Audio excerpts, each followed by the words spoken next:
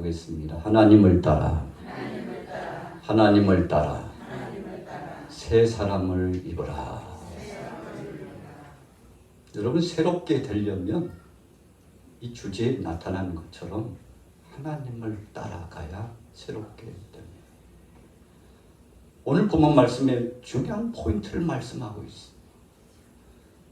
아담과 하와가 하나님을 떠났기 때문에 사악한 원수마귀 권세 지배를 받고 희롱을 당하고 삶 자체가 잘 되는 것 같았는데 파손한 배처럼 깨졌습니다. 여러분, 그래서 우리 인생들은 하나님 떠난 그 자체가 죄인 겁니다. 하나님의 말씀을 떠났어요. 그 말씀을 전적으로 믿지 못하고 정말 그럴까 하고 물음표를 던졌습니다. 사탄이 와서 아담에게도 하와에게도 의문시하도록 했습니다. 여러분, 하나님의 말씀은 믿어도 되고 안 믿어도 되고 그런 건지 아닌지 긴가민가 하고 불분명한 것이 아니라 분명한 말씀으로 우리에게 주셨는데 그 말씀을 아멘으로 화답하는 그 순간 우리 속에 생명력 있는 능력의 역사가 나타남을 믿으시기 바랍니다. 할렐루야. 여러분, 그래서 우리가 하나님 떠나서는 안 되는데 하나님 떠난 인생이 되었다는 것입니다. 여러분, 그래서 우리가 회복하는데 병이 들어왔을 때 몸이 참 얼마나 힘든지 몰라요. 그래서 건강했을 때는 잘 모르는데 병이 들어왔을 때, 그때가 제일 행복이구나. 내가 걸을 수 있다는 것이 행복이구나. 오늘 예배당에 나와서 하나님 앞에 예배할 수 있다는 것이 행복이구나. 여러분, 이렇게 고백하면서 하나님 앞에 영광을 돌리게 되지 않습니까? 상실됐어요. 있어야 될 것이 그 자리에 있지 않아요. 우리가 이 정수리에서부터 발끝까지 기능을 다 해야 되는데 이 기능을 다 하지 못해요.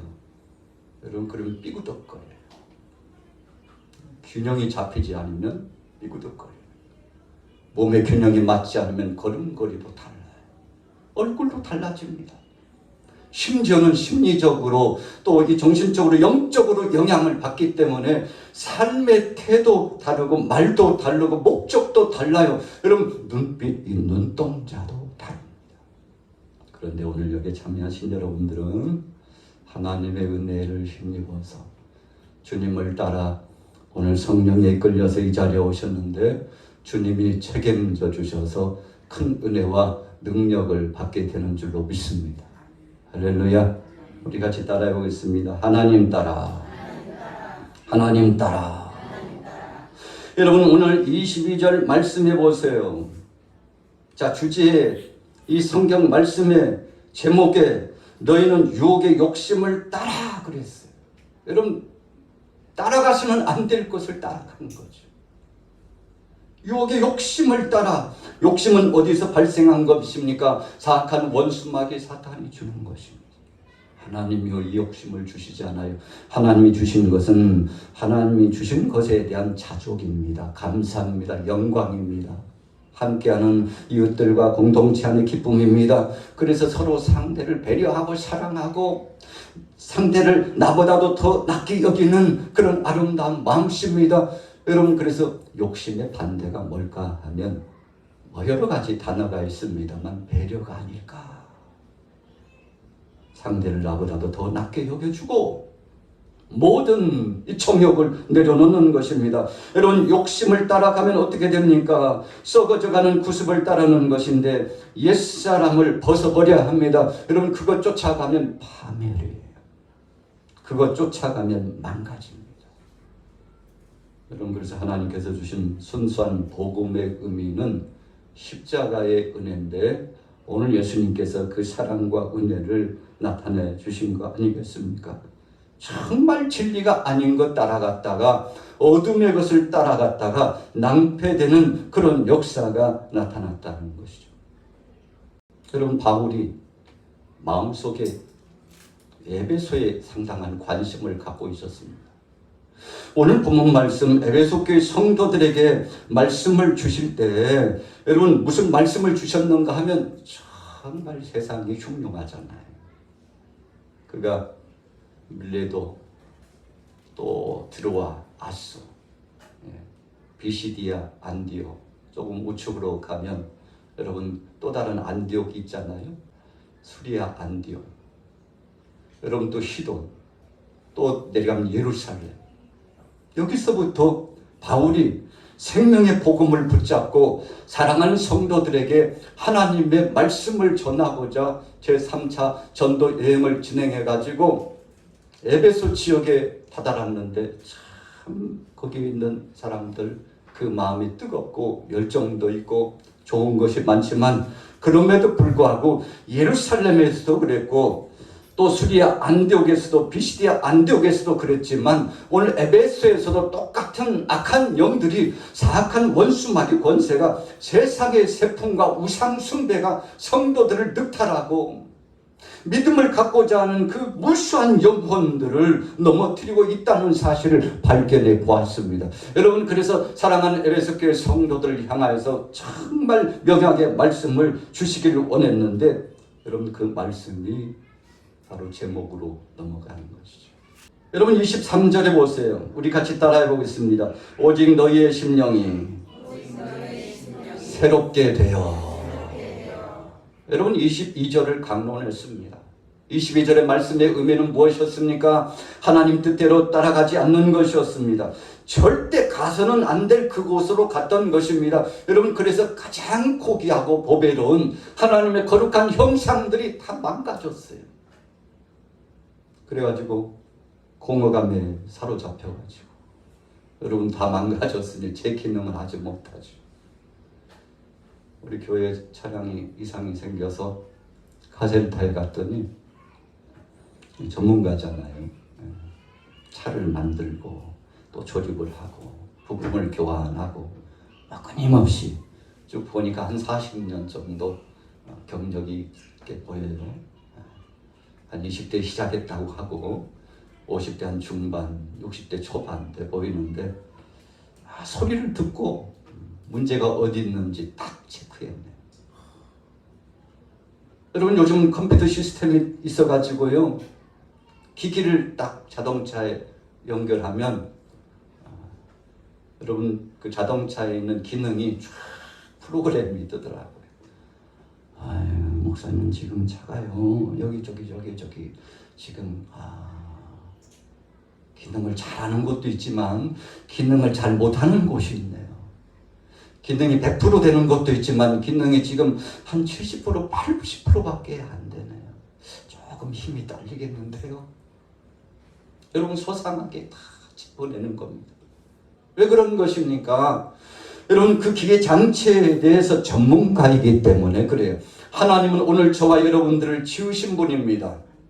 그래서 그분은 누구보다도 우리를 너무 잘 아셔요. 그래서 23절의 말씀처럼 오직 너희의 심령이 새롭게 되기를 원한다. 망가지고 깨지고 몹쓰게 되면요 바꿔야 됩니다. 새 부품하고 교환해야 돼. 하나님이 우리를 지으셨기 때문에 그냥 주님의 손으로 만지시면 새로워져요. 성령님이 역사하셔서 우리 정수리에서부터 발끝까지 우리의 일거수일투족을 주님이 터치해 주시면 치유되고 회복되는 것을 믿으시기 바랍니다. 한 여인이 12해 동안 혈루증을 앓았어요. 이 피가 멈추지 아니하고 비정상적으로 이 부인과 질환을 가지고 고통을 당하고 있는데 길을 지나다 보니까 듣지 않으니까 예수님 그냥 옷만 스쳐도 주님이 말씀만 하셔도 질병이 치유되고 마음의 소원을 품는 것이 중요하다는 어떤 메시지를 들은 걸로 보여집니다. 여러분 그래서 이 여인이 주님 앞에 가까이 가기에도 참 부끄럽고 자기 자신이 봐도 수치스럽고 주님 앞에 자기 자신을 비춰보니까 나 같은 죄인이 어떻게 주님에게 은혜를 입을 수 있을까 생각하고 스쳐 지나가다가 주님의 옷자락을 만졌어요. 이 여인의 믿음은 예수님의 옷자락만 만져도 치유되고 회복될 것이라고 하는 소원이 있었습니다. 여러분 몸의 변화가 찾아왔어요. 주님께로부터 능력이 나간 겁니다. 이 능력이 나가서 주님 앞에 영광을 올려드릴 만큼 참 경이로운 역사가 나타났는데 예수님 말씀하시죠. 누가 내 옷에 손을 대었느냐. 제자들이 황당했잖아요. 아니 예수님 사람들이 많으니까 참 별 말씀을 다 하시네요. 이렇게 많은 사람들이 지나다가 옷깃 안 스치겠습니까? 아니야. 그런 스침 말고 적극적으로 믿음을 갖고 내 옷에 손을 댄 자가 있느니라. 네. 여러분 여인이요 의심치고 하지 아니할 수 없어요. 접니다요. 여러분 열대 동안 혈루증의 고통을 당했던 그가 많은 의원들에게 참 괴로움을 당했어요. 물질은 또 얼마나 마이너스가 됐는지. 의사를 만나는 사람들마다 그 진찰이 조금씩 차이가 있어가지고 이 약을 써보고 저 약을 써보고 이런 치료를 해보고 저런 치료도 했을 가능성이 많잖아요. 많은 의원들에게 고통을 당했어요. 괴로움을 당했어요. 왜 이렇게 진단도 오진이 많은지. 여러분 잘 치유하는 의사들도 있지만 사람인지라 우리 인생을 지은 자가 아니기 때문에 오진도 많고 한계도 많아요. 근데 예수님 앞에 나가서 그분의 옷자락을 만졌더니 몸이 일순간에 치유되고 회복되었는데 얼마나 감사한 것입니까? 여러분 그래서 오늘 너희의 심령이 새롭게 되어. 여러분 이 여인의 마음이 바뀌었어요. 전에는 예수님에 대해서 그런가 하고 귀로 듣기만 했습니다. 그런 분이 좀 있나 보다. 요즘 뜨는 분이 한 분 있나 보다. 이렇게만 생각했는데 이제는 그분 만나면 내 인생의 고민이 끝나고 내 안에 있는 육체가 이 질병이 치유될 것이라는 믿음이 나왔는데 이런 마음이 새롭게 되니까 심령이 새롭게 되니까 기적을 체험하게 된 것을 믿으시기 바랍니다. 오늘 그래서 여러분들이 이 예배 자리에 참여하신 여러분들이 마음을 다잡고 주님 앞에 영광 돌리면서 소원을 품으면 그 소원을 예수님께서 보시는 것을 믿으시기 바랍니다. 여러분 주님이 다 감찰하시고 보시고 24절 같이 읽어볼게요. 같이 읽습니다. 시작. 하나님을 따라 의와 진리의 거룩함으로 지으심을 받은 새 사람을 입으라.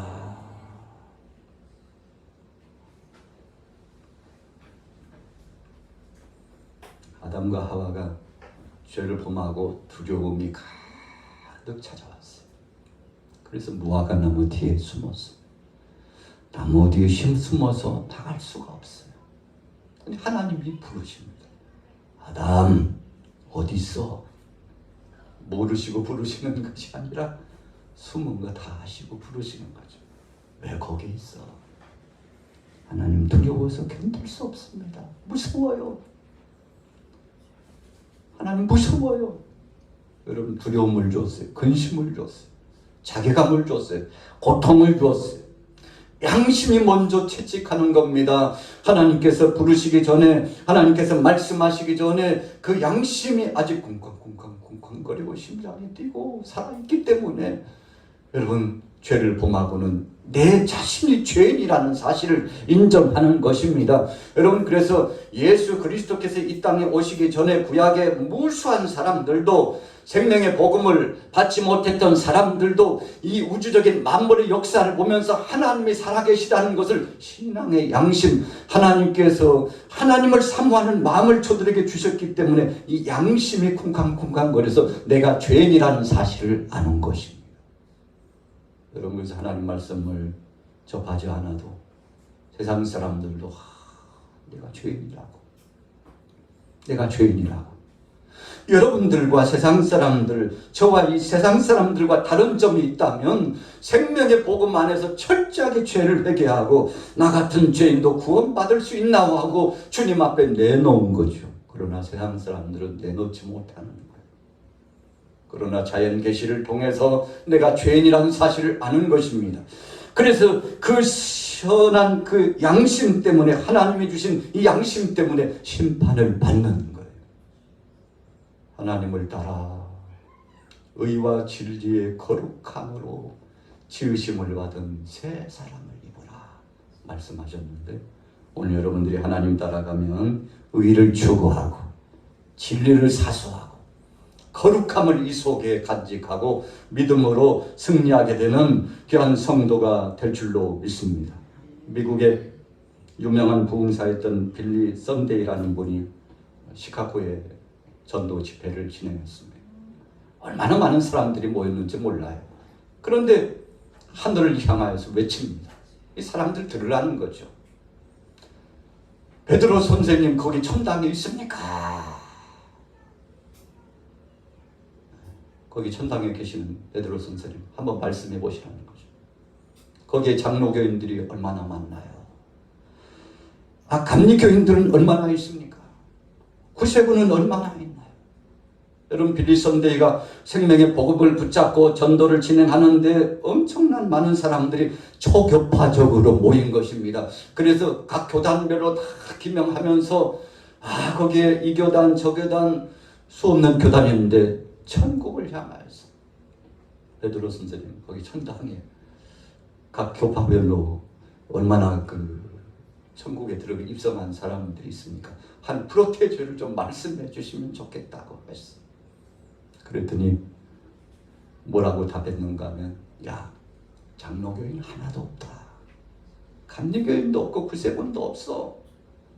누구누구 좋아서 쫓아가는 누구파 이런파 저런파 아무도 없어. 오직 천국에는 예수 그리스도를 구주로 영접한 사람만 있다. 이런 확증을 빌리 썬데이에게 주신 겁니다. 이런 말씀을 전하는 초입 단계에 이 놀라운 메시지를 전하자 이미 사람들이 그 메시지 앞에 압도당하는 거예요.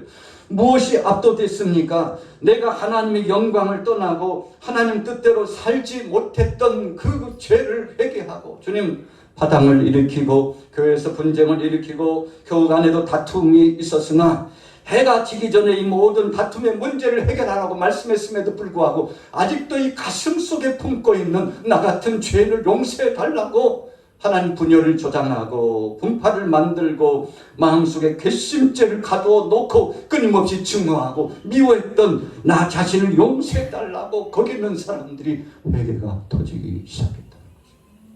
여러분, 1907년도 평양에서도 대부흥 운동이 일어났지 않습니까? 거기서도 동일한 메시지가 전해졌어요. 우리를 구원하실 분은 예수밖에 없고 예수님께서 십자가상에 못 박혀 죽으셨는데 의지할 분은 그분밖에 없다고, 그분이 우리 모든 죄를 사신다는 이 생명의 말씀이 선포되자 가슴을 치면서 여러분 회개를 했는데, 그 회개가 여러분 평양에서부터 터져 나와가지고 한반도를 강타하고, 태풍이 지나가니까요 그 영향력이 대단하잖아요. 성령의 은혜, 태풍 같은 것이 지나가니까 사람들이 변화를 경험하고 하나님 앞에 영광 돌리게 되죠. 로마서 6장 6절에 보세요. 우리가 알거니와 우리 옛사람이 예수와 함께 십자가에 못 박힌 것은 죄의 몸이 멸하여 다시는 우리가 죄의 것의 종로로 차지 아니하려 합니다. 여러분, 우리 같이 따라해 보겠습니다. 옛사람을 십자가에 못 박읍시다. 가정 안에, 부부 간에도 갈등이 있을 수 있잖아요. 가족들끼리도 갈등이 있을 수 있어요. 참 전쟁을 방불케 하는 갈등이 있을 수 있어요. 나라 안에도 보세요. 참 엄청납니다.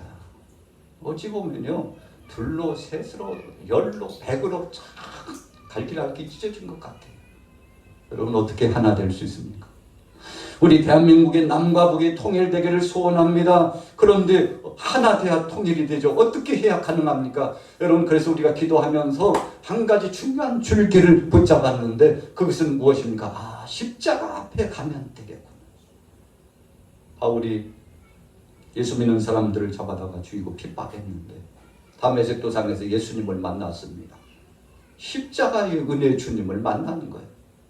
그래서 예수님 말씀합니다. 왜 네가 나를 핍박하냐고.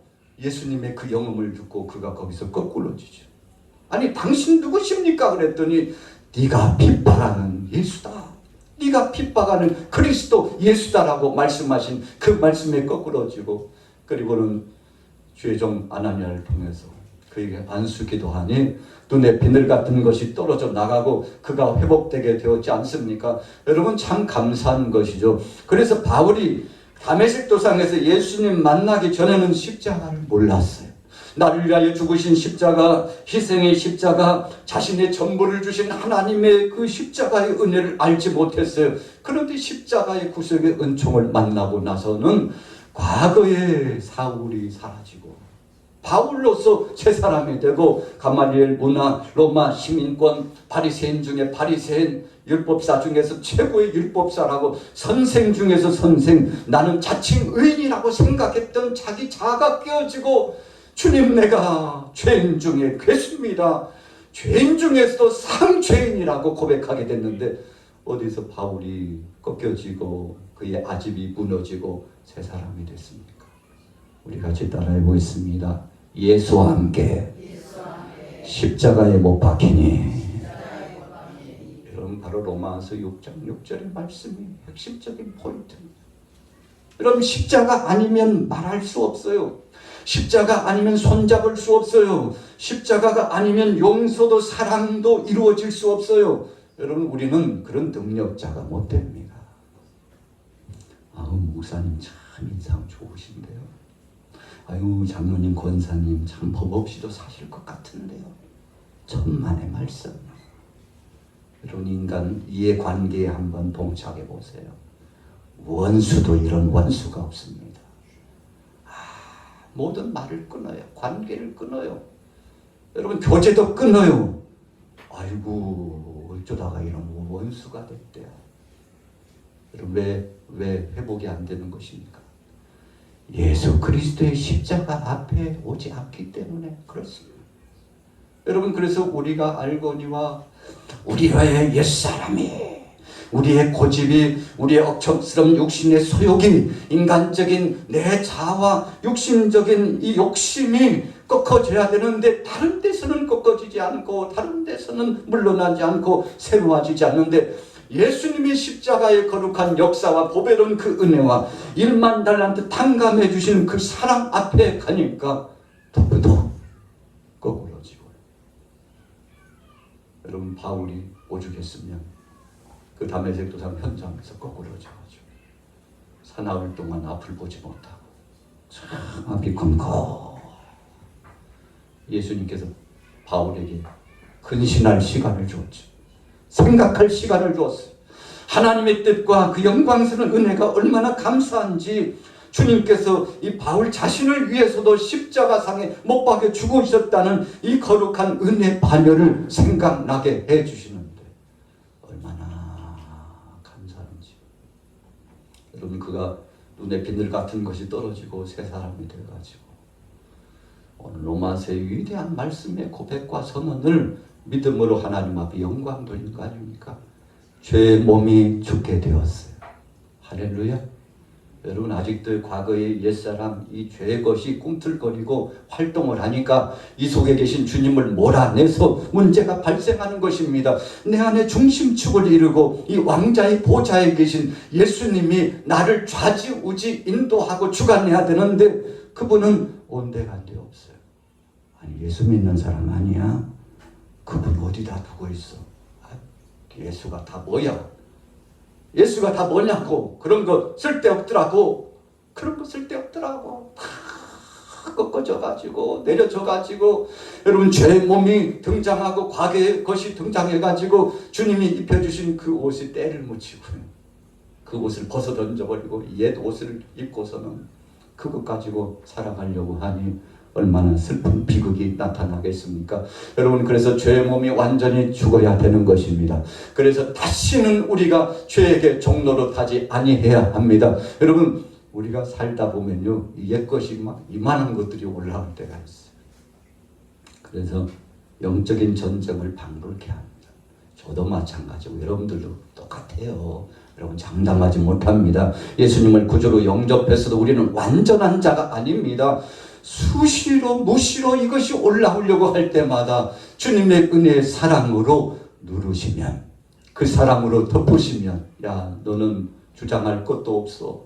너는 나를 제어할 것도 없어. 사랑이 주님이 내 안에 계시고 그분이 주신 사랑 생각하면, 은혜 생각하면 너무나 감사하고 하나님 앞에 영광 돌릴 수밖에 없다는 사실.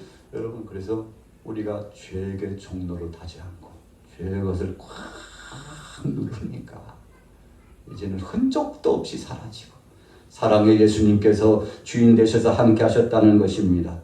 여러분, 로마서 6장 8절에 만일 우리가 그리스도와 함께 죽으면 또한 그와 함께 살 줄을 믿노니. 우리 같이 따라해 보겠습니다. 예수님과 함께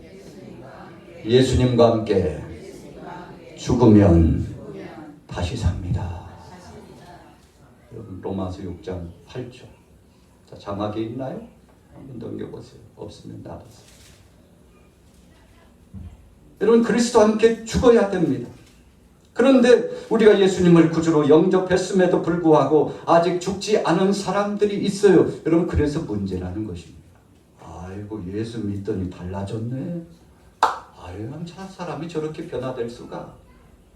여러분, 그런데 죽긴 죽었는데 다 안 죽었어요. 다시 살아날 때가 있어요.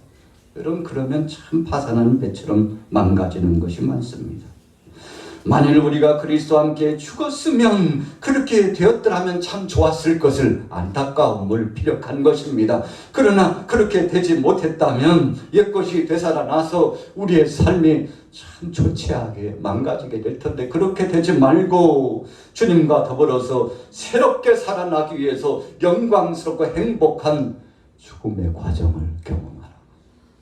오늘 여러분들은 과거의 구습이 죽어지고 새로운 심령의 성도가 되시기를 예수님의 이름으로 축원합니다. 여러분, 빈병에 뚜껑을 이렇게 닫아가지고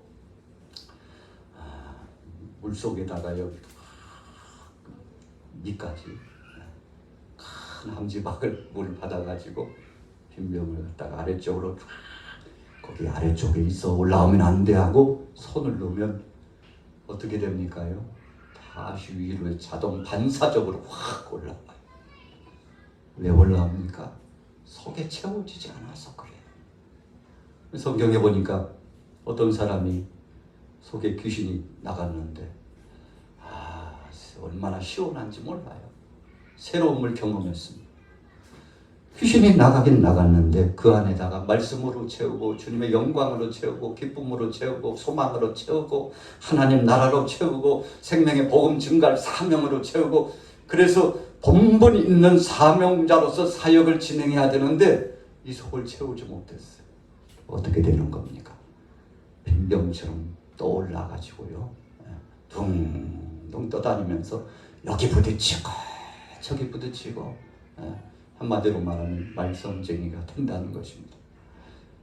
여러분, 그래서 바싹 깨지면 어떻게 됩니까? 그 망가짐의 파편이 대단합니다. 그러나 그 속에 주님의 영광스러운 능력으로 채우면 새로운 소망의 역사가 나타나는데, 오늘 여러분들도 주님의 것으로 채우게 되기를 예수님의 이름으로 축원합니다. 어떤 철학자가 만약에 하나님께서 안 계시다면 나는 무엇이든지 다 할 수 있다 그랬어요. 이게 무슨 뜻인가 하면요, 뭐 하고 싶은 거 그냥 자기 마음대로 지 마음대로 하고 살았을 것이라는 거죠. 다른 말로 표현하면 하나님이 살아 역사하시고 눈동자처럼 감찰해 보고 계시기 때문에 두렵고 떨려서 함부로 살지 못한다는 사실입니다. 여러분, 그래서 이런 신앙을 호람대오 신앙이라고 해요. 하나님이 지금 나를 지켜보고 계시는데 내가 그렇게 살 수 없지, 그렇게 말할 수 없지, 그렇게 행동할 수 없지. 주님 앞에 헌신하고 봉사하고 충성한 모든 것을 하나님 영광 중에 받으셨으니 그분이 받으시고 나를 감찰하시며 일거수일투족을 책임져 주실 것이라고 생각하면 여러분, 얼마나 두렵고 떨립니까? 이런 신앙을 우리 같이 따라해 보겠습니다. 하나님을 경외하는 신앙. 하나님을 경외하는 신앙. 여러분, 하나님만 바라본다는 뜻입니다. 경외라는 것은 그분을 우러러보고 그분 아니면 안 된다고 소원을 품고 살아가는 신앙인데, 여러분, 이런 신앙을 다른 말로 또 표현하면 두렵고 떨리는 마음을 가지고 자기 자신을 성찰하여 살피고, 그래서 믿음대로 살아가고자 결단하는 추진력 있는 영역이 발동한다는 것입니다.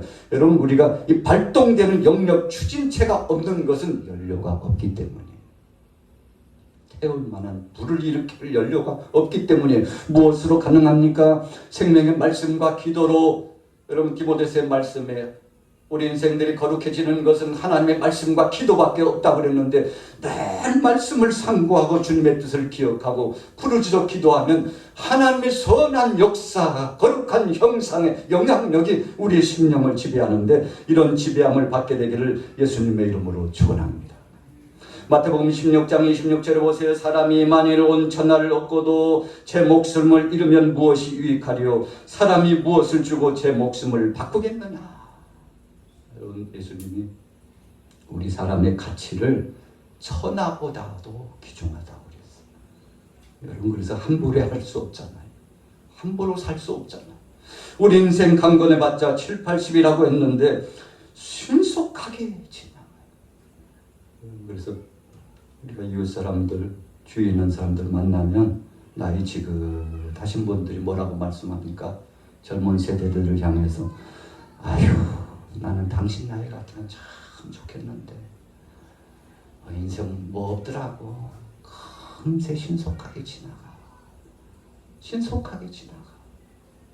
저희 어머니가 이제 87세, 이제 8세 바라보고 계시는데, 최근에 종종 이렇게 중얼거리듯이 말씀하시는 말씀이 있어요. 인생 뭐 별거 아니더라고. 인생 별거 아니더라고. 그런 말씀을 이렇게 저한테 하시는데, 마치 하루에 한 10번 하시는 것 같아요. 인생은 별거 아니더라고. 그런 말씀을 하시는데, 그 말씀 속에 은혜를 잊어버리면 안 된다, 이 말씀으로 들려요. 우리 인생의 시간은 유한하다는 사실의 메시지가 포함되어 있어요.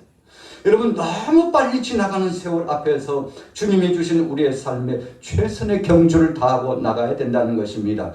마태복음 16장 24절에 보니까 하나님을 따라 의와 진리의 거룩함으로 지으심을 받은 새 사람을 입으라. 여러분, 그래서 우리가 새 사람을 입고 믿음대로 살아가야 되는 것이죠. 창세기 1장 26절에 보세요. 하나님이 가라사대 우리의 형상을 따라 우리의 모양대로 우리가 사람을 만들고. 저나 여러분들이나 하나님의 거룩한 형상을 힘입었습니다. 그래서 새 사람이 되었다는 것은 의를 추구하고 진리를 추구하고 거룩함을 추구하는 것입니다. 오늘 여러분들도 그런 성도가 되시기를 예수님의 이름으로 축원합니다. 오늘 30절에는 뭐라고 말씀했습니까? 하나님의 성령을 근심하게 하지 말라. 그 안에서 너희가 구속의 날까지 인치심을 받았느니라. 여러분, 성령을 근심케 하지 말라. 오늘 30절 말씀 속에 나타나 있습니다. 성령을 근심케 하지 말기를 예수님의 이름으로 축원합니다. 여러분, 성령께서는 때로는 말할 수 없는 탄식으로 기도해 주신다고 했어요. 우리가 미처 기도도 안 돼요. 너무 힘드니까 기도도 안 돼요. 이러다가 인생 끝나는 거 아니야. 그런데 그때 성령님이 오셔가지고 얼마나 힘드냐. 너 힘들지? 내가 다 안다니까. 그러시면서 기도줄도 붙잡지 못하고 있는데 그때 기도하도록 도와주시는 은혜의 역사가 있으니 여러분 얼마나 감사합니까? 성령님이 오늘 여러분들을 도와주시게 되시기를 예수님의 이름으로 축원합니다. 성령님은 회개하게 합니다. 예수님을 구주로 믿게 합니다. 그리고 기도하게 합니다. 찬양하게 합니다. 하나님 앞에 영광 돌리죠. 자막을 넘겨주면 더 좋을 것 같아요. 여러분 얼마나 감사합니까? 하나님 아버지의 뜻을 알고 참되게 사는 믿음의 사람, 여러분 아버지의 마음을 알면 그분을 기쁘시게 할 수 있다는 것입니다. 타락했다는 것이 뭡니까? 아버지의 뜻을 거스렸다는 겁니다. 둘째 아들 탕자가요 그렇게 됐어요. 부모가 가장 속상한 때가 언제입니까? 자녀가 부모의 마음을 몰라줄 때예요. 정말 사랑하는데 그 자녀를 위해서 정말 기진할 만큼 기도하고 있는데 한평생 모든 것을 다 쏟아부어 주었는데 그런데 자녀는 부모의 천본질 만본질도 안 되는 것 같아요.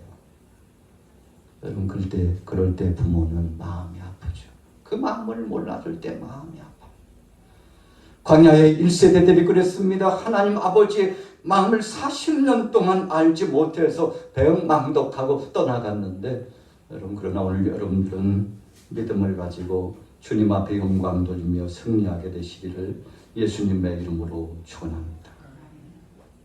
스코틀랜드에 수혈을 받을 기회를 허락해 주었는데, 어떤 사람이 피가 부족해가지고요, 수혈을 받았어요. 그런데 정서적으로 스코틀랜드 사람들은요, 감사합니다, 저에게 이렇게 해주셔서 고맙습니다 하고 살해하는 예가 많지 않다네요. 그런데 본래 인심도 좋고 또 선한 마음을 갖고 누군가 어떤 공여를 받거나 사랑을 받으면 잊지 않고 하나를 받았으면 둘을 주고 막 이런 성격이었는데, 한 번, 두 번, 한 세 번 수혈을 받고 나니까 이상하게 자기 마음이 인색해지더래요. 감사는 인사할 마음도 안 생기고 자신이 뭔가 달라졌다는 사실에 깜짝 놀랐대요. 왜 그럴까? 내가 수혈 받은 것밖에는 없는데. 그래서 정말 그럴까 생각합니다만, 수혈을 받으면 그것도 영향력이 있나?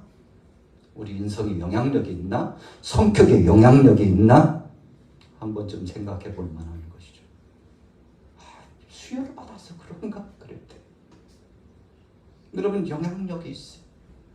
그래서 믿음을 갖고 복음주의적으로 하나님 영광을 드러내면서 늘 감사한 사람 옆에 있으면요, 나도 모르는 사이에 이 선한 영향력을 받아요. 그러나 믿음이 없어서 늘 불평하고 조롱하고 끊임없이 대적하고, 그래서 부정적인 역사를 진행하면서 투덜투덜 그래가지고 몸조차도 투덜투덜 입도 투덜투덜 이렇게 살아가는 사람 옆에 있으면 1년 지나고 2년 지나면 나도 모르는 사람, 아니 그러니까 내가 왜 이러지? 내가 어쩌다가 투시가 됐지? 아이고, 이렇게 닮아가면 안 되는데. 여러분, 영향력이 분명히 있어요. 그러나 오늘 여러분들은 주님 안에서 선한 영향력을 갖고 믿음으로 승리하기를 예수님의 이름으로 축원합니다. 그래서 새로운 인생은 깨어지는 사람이 됩니다. 로마서 6장 6절에 보니까 옛사람이 예수와 함께 십자가 위에 못 박힌 것은 죄의 몸이 멸하여 다시는 우리가 죄의 종로로 타지 않게 하기 위함이라고 그랬습니다. 두 번째로는 새로운 틀에 부어지는 것처럼 새 도구가 되고 새 그릇이 된다는 것입니다. 여러분, 몹쓸 것들을 용광로에 갖다 막 부으면 그 재료를 가지고서요, 좋은 그릇들도 만들고 자동차도 만들고 자전거도 만들고 귀한 것들을 많이 만들죠. 토기장이가 예레미야 18장과 로마서 9장에 보니까 주권을 가지고 그릇을 만들었다고 했는데, 하나님이 저와 여러분들을 만드실 때 다 쓸만하게 만드셨어요. 우리 같이 따라해 보겠습니다. 하나님이 나를 만드시되 쓸만하게 귀한 존재로 만드셨습니다. 여러분, 그러니 우리가 그냥 속된 표현으로 살아가면 안 되겠죠. 새로운 사람이 되고 나면 어떻게 됩니까? 가치가 회복된다고 그랬습니다. 정말 그 가치가 복된 사람으로 되는데, 여러분, 돈이나 권력이나 지식이나 세상의 세풍을 의지했던 사람이 이제는 하나님이 영광과 영생의 가치를 두고 건강하면 제일이지 뭐 다른 게 필요 있나? 하나님이 주신 기쁨이면 제일이지, 내 마음속에 평화가 오면 제일이지 다른 것이 귀하나? 여러분, 예수 그리스도 안에서 주님이 주신 성령 안에 주신 것에 가치 기준을 두고 하나님 앞에 영광 돌리게 되는데, 오늘 여러분들의 삶이 내 가치가 귀중하다는 사실을 알고 믿음으로 살아가게 되시기를 예수님의 이름으로 축원합니다.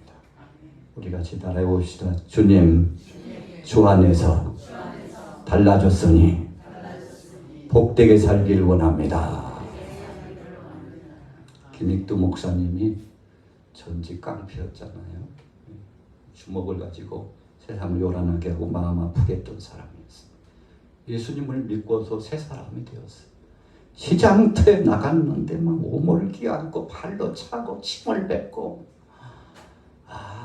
견디기 쉽지 않아요. 막 속에서 옛사람이 막 나오려고 그래요. 그런데 그가 선포하고 고백하죠. 우리 같이 따라해 보겠습니다. 옛날 김익도 죽었다. 그 한마디만 했어. 얼마나 속상했을까요? 옛날 같으면 그냥 한 주먹으로 그냥 사람들을 제압하고, 그래서 자기 입지를 세웠을 텐데 사람들이 이상하게 생각해요. 그리고는 말합니다. 여러분, 옛날 기믹도 생각하지 마요. 그 기믹도 깡패 기믹도는 없습니다. 호령한 말들. 옛날 기믹도는 예수 안에서 죽었습니다. 이 사람은 예수의 사람이고 하나님의 사람입니다. 그랬더니 사람들이 깜짝 놀라요. 여러분들도 나처럼 변화되려면, 새 사람이 되려면, 행복한 사람이 되려면 예수님을 구주로 영접하라고. 할렐루야. 저절로 전도가 됐대요. 여러분, 그러니까 전도는, 우리 따라해 보겠습니다. 전도는 삶으로 하는 것이다. 아이고, 양반 깡패 기질 또 나왔네. 깡패 기질 또 나왔어. 아이고, 어떡한데. 아이고, 어떡한데. 아직도 덜 죽었구만. 옛날에 비하면 내가 80%밖에는 안 한 거야. 까불고들이 있어. 참 안타까운 거죠. 여러분, 그러나 김혁들은 다 죽었다고 그랬어요. 여러분, 그랬더니 하나님이 저를 들어서 쓰시고 전무후무할 만한 전도자로서, 복음을 선포한 자로서, 주님의 영광을 드러낸 메신저로서 사용했죠. 이사야 40장 31절에 보세요. 여호와를 앙망하는 자는 새 힘을 얻으리라. 히브리서 16장 14절에 보니까 내가 반드시 너를 복주고 복을 주며 번성하게 하고 번성케 하리라. 오늘 여러분들에게 이 결론의 말씀입니다. 이런 복이 임하기를 예수님의 이름으로 축원합니다. 그래서 어디서부터 왔는지 새 힘이 솟구치고, 여러분, 새로운 일들이 생겨나고, 이 양반 일하는 모습도 달라졌네. 저 양반 길이 확 열리는데 안 되는 것 같고 옛 것과 더없이 힘겨워졌는데, 그런데 살아가는 삶의 방식이 다르잖아. 저게 복인가 봐. 예수 믿더니 더 안 되고 있는데도 싱글벙글이고 감사하고, 어떤 사람은 예수 믿은 다음에 환난이 오고 핍박이 오면 하나님 잘못 믿었다고 세상으로 나가는데, 어떤 사람은 예수 믿고 더 안 되는 일이 나타나고, 때로는 질병이 찾아오고 물질적인 문제가, 인간적인 관계 문제가 많이 생기는데, 그럼에도 불구하고 원수 삼지 않고 사람들과의 관계를 소통하고 믿음으로 화해하고 화목하고 선대하고 배려하고, 예수 믿으니까 진짜 이게 복된 삶이 이루어지는구나. 오늘 여러분들에게, 오늘 에베소 교회 성도들에게 주셨던 이 말씀처럼 여러분들의 삶에 새로운 힘과 새로운 일이, 새로운 길이 열려져서 복된 삶이 되시기를 예수님의 이름으로 축원합니다. 이 좋은 날 내 천한 몸 새 사람이 되었으니 이 몸과 맘 다 바쳐서 영광의 주를 섬기리. 기쁜 날